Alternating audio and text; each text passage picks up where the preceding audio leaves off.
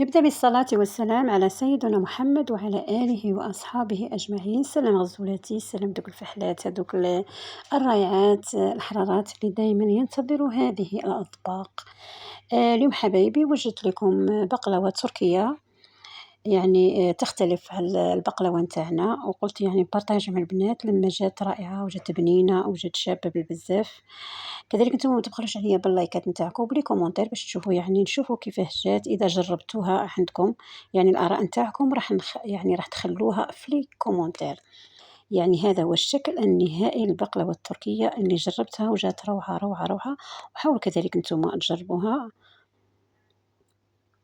يعني كذلك بمقادير بسيطة ماهيش بزاف. نمر الآن إلى المقادير اللي وجدت بهم هذه البقلاوة التركية.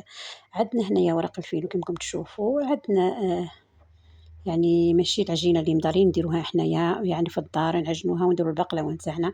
أكيد يعني بقلاوة ما نستغناوش عنها، يعني حاجة مليحة كيما نوجدوها في الدار. اليوم وجدتها لكم بهاد الأوراق، يعني شريتهم من برا أوراق فيلو، قلت نوجدوا يعني نجربوا هذه البقلاوة التركية كيف تجي معنا حنايا.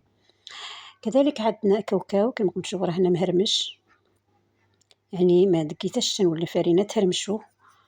عندنا كذلك عسل، عندنا كذلك سمن، يعني على حسب يعني على حسب المقادير اللي راكي موجداهم. عندنا كذلك مزهر. هنايا راح نخلطوا العسل مع الكاوكاو كذلك مع الدهان، يعني هذه الحشوة اللي راح نضعوها في الفيلو ونوجدوا به هذيك البقلاوة التركية. هنا درت الكاوكاو راني نضيف عليه العسل كيما راكم تشوفوا، كذلك نعاودوا كذلك نضيفوا عليه شوية نتاع سمن، يعني على حسب اللي يعني قدنا باش نوجدوا هذه الحشوة. يعني ما نديروهاش كيما نقولوا حنايا جارية بالبزاف، ما نديروهاش كذلك يابسة، يعني على حسب يعني عينك هي ميزانك. أنا نضيف لها كذلك شوية نتاع مزهر، لأن المزهر يعطيها نكهة كذلك شابة بالبزاف، يعني يجي نكهة بنينة.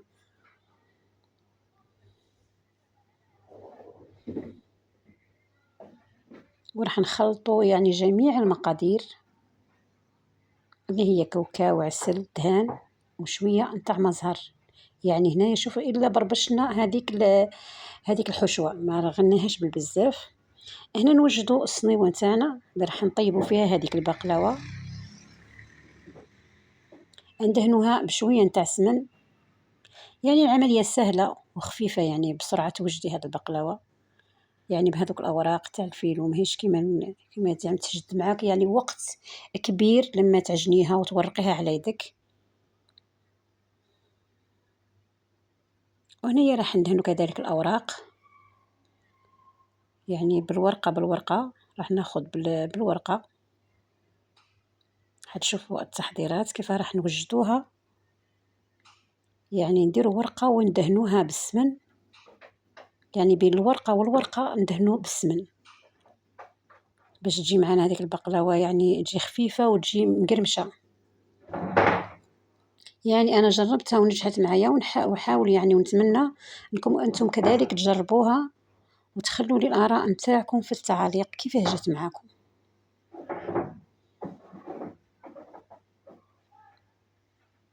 وهنا ناخذ سلك، يعني السلك نتاع الملفوف، يعني إذا كان عندك السلك نتاع الملفوف حاولي يعني تاخديه وديريه يعني في هذوك الأوراق، يعني في جنب هذيك الأوراق.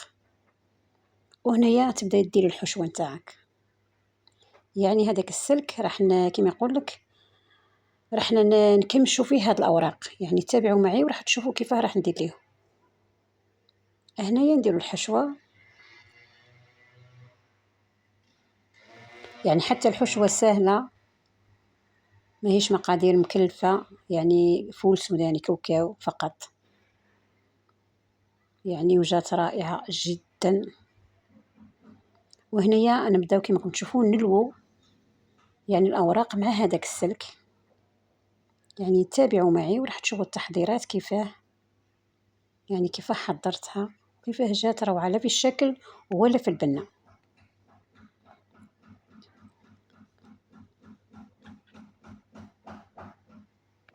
نعتذر على هذا يعني على هذا الحس كما نقولوا حنايا،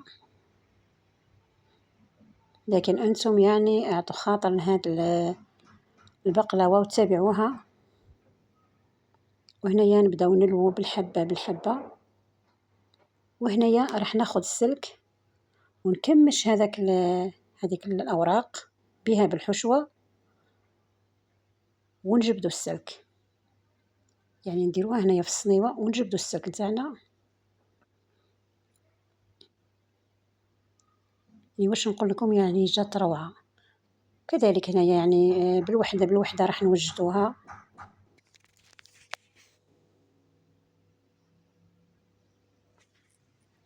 وفي التالي يعني في التالي الورقة لما نكونوا نلمدوها ندهنوها بشوية تاع بيض باش ما تحلش معانا، يعني نديرها شوية تاع بيض باش تبلع وما تحلش.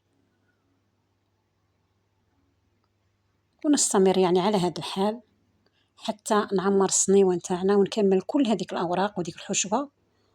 وهنايا راح ندهنوها كاملة بالبيض أو بالسمن اللي عندك. أنا اليوم دهنتها بالسمن باش تعطينا ذاك اللون الذهبي، يعني اللي يخلي عندها منظر جميل جميل بالبزاف. يعني الكل راح يعني تدهنيها بداك السمن،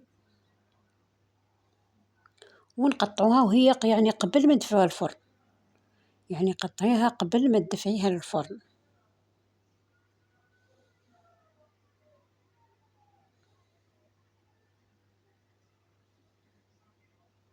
شو بقالنا الآن إلا راح نضعوها في الفرن ونخلوها تطيب.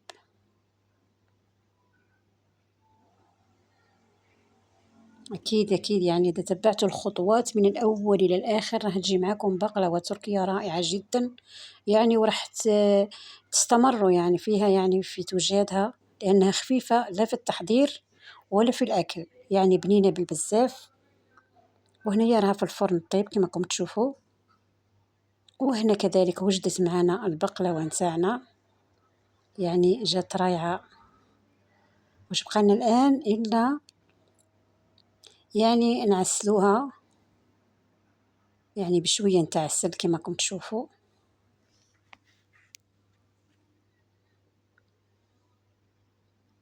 يعني يعني بقلاوة جات رايعة رايعة بزاف، جات بنينة وجات تشهي، كذلك خفيفة.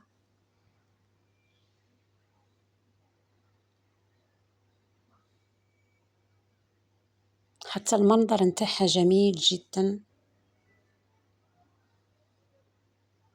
هي لما تعسليها تخليها تشرب هذاك العسل، يعني ضعيها على جنب وغطيها وخليها تشرب هذاك العسل، يعني العسل هذاك يعطيها رطوبة. ومن بعد هنا تشكليها بالشي اللي عندك، يعني عندك نواه كوكو شكليها بها، عندك شوكولا شكليها بها. أنا شكلتها بشوية نتاع كاوكاو مرحي بزاف، يعني خديت هنا شوية كاوكاو ورحيته حتى رديته كالفرينة. وهنايا راني نضحى يعني نشكلها به، عطات كذلك شكل جميل.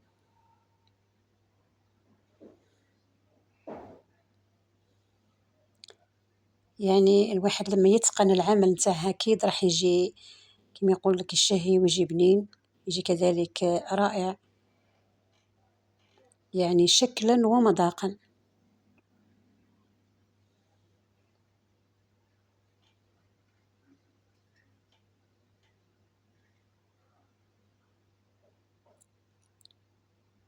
يعني جات روعة، يعني الصنيوة نتاعنا بقلاوة بالتركية جات روعة. كذلك ما تهزش معك وقت، يعني بسرعة توجديها. كذلك حتى المقادير بسيطة، شوية نتاع كاوكاو وقوطي نتاع عسل وورق الفيلو وانتي وجدتيها. أتمنى حبايبي عجبكم الفيديو، وإلى فيديو آخر بإذن الله. دمتم في رعاية الله وحفظه، بدون أن تنسوا دعمي بالجيم والاشتراك، وبطبيعة الحال لنا لقاء فرجة ممتعة.